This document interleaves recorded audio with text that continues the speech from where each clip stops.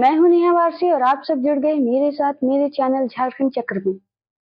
आज हम बात करने वाले हैं गांडी विधानसभा के बारे में।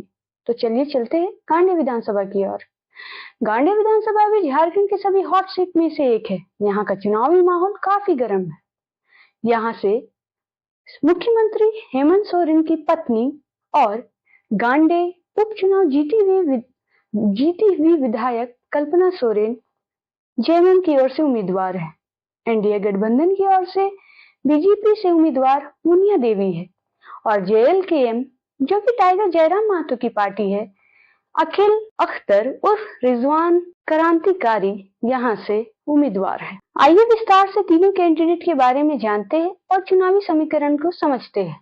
सबसे पहले हम बात करने वाले हैं गांडी विधायक कल्पना सोरेन के बारे में। झारखंड में 31 जनवरी 2024 को मुख्यमंत्री हेमंत सोरेन के जेल जाने के बाद जेएमएम में कल्पना सोरेन एक स्टार प्रचारक बनकर उभरी है।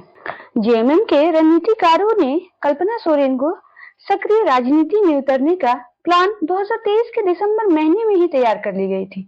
यही कारण है कि गांडी विधायक सरफराज अहमद जो कि जेएमएम पार्टी से ही थे, उन्हें इस्तीफा दिलाया गया और कल्पना सोरेन के लिए पिच तैयार की गई।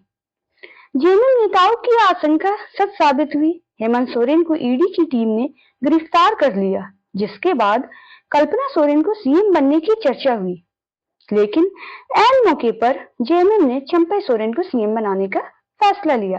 लोकसभा चुनाव के दौरान हेमंत सोरेन के जेल में रहने के कारण कल्पना सोरेन ही पार्टी के स्टार प्रचारक के रूप में नजर आई।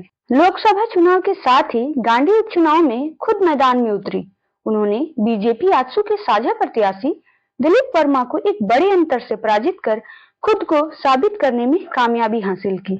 आइए अब बात करते हैं मुनिया देवी के बारे में, जिन्हें बीजेपी ने गांडी में उतारा है। आखिर कौन है ये? कुशवाहा समाज से संबंध रखने वाली है ये। बीजेपी ने गांडी विधायक कल्पना सोरेन के खिलाफ किसी हाई प्रोफाइल चेहरे को उतारने के बजाय एक जमीनी नेता पर भरोसा जताया है। मुनिया देवी अभी गिरिडीह से जिला परिषद अध्यक्ष है। वह 1 साल पहले ही बीजेपी में शामिल हुई थी। पिछले साल बीजेपी के राष्ट्रीय अध्यक्ष जेपी नड्डा ने एक जनसभा के दौरान पार्टी की सदस्यता दिलाई थी।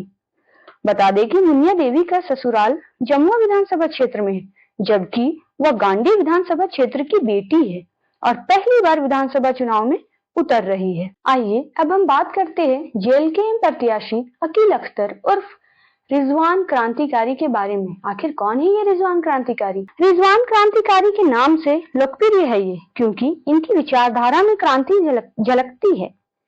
रिजवान क्रांतिकारी झारखंड खतियानी मुस्लिम मंच के नेता के रूप में उभरे हैं। कई आंदोलन भी किया, जेल भी गए और जेबी केसेस के साथ जुड़कर खतियानी मुद्दे को उठाते हुए खतियानी नेता भी बने। अब हम चुनावी समीकरण को समझने की कोशिश करते हैं। गांडी जेएमएम की सुरक्षित सीटों में से एक है।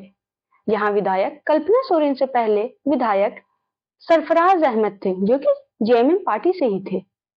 इसलिए एनडीए गठबंधन को यह सीट जीतना उतना आसान नहीं रहेगा। और मुनिया देवी जो कि काफी चर्चित नहीं है जितनी कि कल्पना सोरेन है, तो यह सीट जीतने में उन्हें परेशानी हो सकती है। शायद बीजेपी ने इस सोच के साथ मुनिया देवी को उतारा होगा कि नारी ही नारी पर पड़ेगी भारी। लेकिन जिस तरह कल्पना सोरेन खुद को रिप्रेजेंट कर रही है, काफी सुर्खियों में है। वह मैया सम्मान यात्रा को पूरे झारखंड में कवर कर रही है। यह चुनाव में तो लग रहा है कि दिसोम गुरु की बहू ने पूरे पार्टी का बीड़ा उठाया हुआ है। कल्पना सोरेन जहां भी सभा कर रही है, वह लोगों से जुड़ने की कोशिश कर रही है। अब वह संथाली साड़ी हो या संथाली भाषा, कल्पना सोरेन का कहना है कि मैया ही तस्वीर बदलेगी। अब देखना यह है कि ये मैया कल्पना सोरेन का साथ देती है या मुनिया देवी का। कल्पना सोरेन का कहना है कि गांडी विधानसभा की जनता का सेवा करने का उन्हें बहुत ही कम समय मिला, लेकिन कम समय में ही उन्होंने बुनियादी जरूरतों को पूरा करने की कोशिश की है। अब देखना यह है कि गांडी विधानसभा की जनता कल्पना सोरेन को दोबारा मौका देती है या नहीं। बात करें जेएलकेएम की, तो अभी टाइगर जयराम महतो की अच्छी खासी फैन फॉलोइंग चल रही है। युवाओं का उन पर भरोसा बढ़ा है और रिजवान क्रांतिकारी खुद एक युवा क्रांतिकारी है। उनकी लोकप्रियता भी बढ़ी है। और जिस तरह जेएसएससी सीजीएल की पेच फंसी है, तो युवा वर्ग का झुकाव JLKM की ओर बढ़ा है। मुस्लिम वोट जो पहले सरफराज अहमद को मिला करते थे, अब वह रिजवान क्रांतिकारी की ओर जाने की संभावना है। इसलिए कल्पना सोरेन को रिजवान क्रांतिकारी टक्कर दे सकते हैं। अब देखना यह है कि गांडी विधानसभा की जनता किस पर भरोसा करती है। तीर धनुष चलेगा, कमल खिलेगा या कैंची दोनों को काटेगा, अब यह फैसला जनता के पास है। गांडी विधानसभा के चुनाव 20 नवंबर को दूसरे चरण में होने वाली है। इसलिए मेरा गांडी विधानसभा की जनता से रिक्वेस्ट है कि वो अपना वोट सोच समझ कर दे और हाँ, वोट जरूर करें। इसी तरह के वीडियो को देखने के लिए मेरे चैनल को सब्सक्राइब, मेरे वीडियो को लाइक और शेयर जरूर करें। Thank you.